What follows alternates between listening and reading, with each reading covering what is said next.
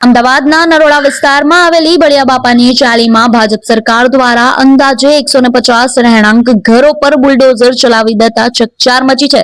વર્ષોથી વસવાટ કરતા પરિવારોને કોઈ પણ વૈકલ્પિક વ્યવસ્થા પૂરી પાડવામાં નથી આવી, જેને પગલે અનેક પરિવારો રસ્તે રઝળતા બન્યા છે। ત્યારે તેઓ દ્વારા હાલ આક્રોશ વ્યક્ત કરવામાં આવી રહ્યો છે અને તેઓનું કહેવું છે કે કોઈ પણ જાતની નોટિસ પણ પાઠવવામાં આવી નહીં હતી।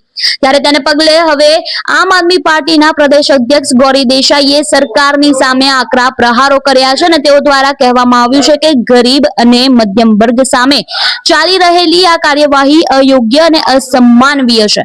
ઘટનાના વિરોધમાં ગૌરી દેસાઈ આજે ભોગ બનેલા સ્થાનિક લોકોને સાથે રાખીને મંત્રી તથા વિસ્તારના ધારાસભ્ય દર્શનાબેન વાઘેલાની ઓફિસે ધરણા પર બેસવાના છે।